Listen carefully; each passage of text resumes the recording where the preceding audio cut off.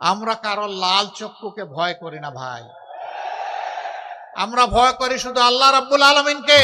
আমরা কারো উপর খবরদারি করতে চাই না, আর কেউ এসে ৫৬,০০০ বাংলাদেশের উপর খবরদারি করুক তাও দেখতে চাই না। মহান আল্লাহর পর ভরসা করে আপনাদেরকে আমরা কথা দিচ্ছি, উত্তরবঙ্গের মানুষের নয়, শুধু বাংলাদেশের আপামর জনতার ভালোবাসা, দোয়া, সমর্থন এবং ভোট নিয়ে আমরা যদি সরকার গঠন করতে পারি, তাহলে নর্থ বেঙ্গলে প্রথমে আমাদের দৃষ্টি পড়বে মরা নদীগুলাদের উপর। নদীর জীবন ফিরে আসবে, নর্থ বেঙ্গলের জীবন ফিরে আসবে ইনশাআল্লাহ।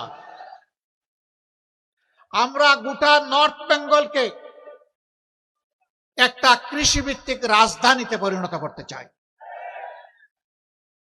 এখানকার মানুষ আসমানের আপেল খাওয়ার জন্য কারো কাছে দাবি জানায়নি। সহজ সরল জীবনযাপন, অল্পে তুষ্ট, কঠোর পরিশ্রমী, তাদেরকে তাদের পরিশ্রমের জায়গাটা তৈরি করে দিতে হবে। হাড় ভাঙ্গা পরিশ্রম করে এখন মাঠে আগের মতো ফসল ফলে না, সার দিতে দিতে জমির জান শেষ। এর মূল কারণ হচ্ছে ওই যে মিঠা পানির পরশ থেকে, স্পর্শ থেকে আমাদের মাটি, আমাদের জমি বঞ্চিত হয়ে পড়েছে। তিস্তা মহাপরিকল্পনার পাশাপাশি নদীগুলাকে জীবন দেওয়ার মহাপরিকল্পনা নেওয়া হবে ইনশাআল্লাহ। আমরা কারো লাল চক্ষুকে ভয় করি না ভাই, আমরা ভয় করি শুধু আল্লাহ রাব্বুল আলামিনকে। কোন আধিপত্যবাদের ছায়া বাংলাদেশে আমরা দেখতে চাই না। অবশ্যই বিশ্বের সকল সভ্য দেশের সাথে আমরা বন্ধুত্বের সম্পর্ক চাই। আমরা প্রতিবেশীদেরকে আমাদের প্রতিবেশী হিসাবে দেখতে চাই। আমরা কারো উপর খবরদারি করতে চাই না, আর কেউ এসে ৫৬,০০০ বাংলাদেশের উপর খবরদারি করুক তাও দেখতে চাই না। আমাদের কথা একদম পরিষ্কার। ৫৪ বছর যেই শাসন, যেই রাজনৈতিক ব্যবস্থা, যে বন্দোবস্ত দেশবাসীকে ফেসিবাদ উপহার দিয়েছে, এই শাসনও আমরা আর দেখতে চাই না। আমরা চাই তার আমূল পরিবর্তন। সেই আমূল পরিবর্তনের সময়টা আপনাদেরকে, দেশবাসীকে হাতছানি দিয়ে ডাকছে আগামী ১২ তারিখ।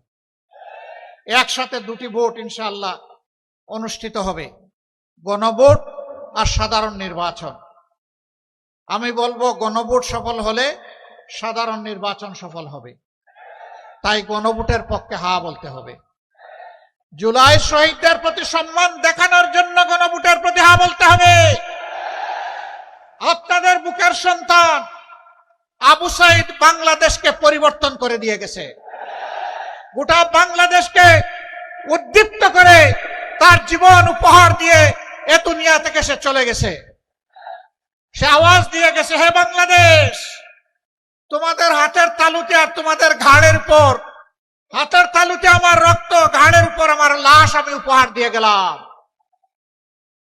আমাদের স্বপ্ন বাস্তবায়নে তোমরা শহীদদেরকে ভুলে যেও না। আমরা কথা দিচ্ছি, আমরা ভুলে যাব না ইনশাআল্লাহ।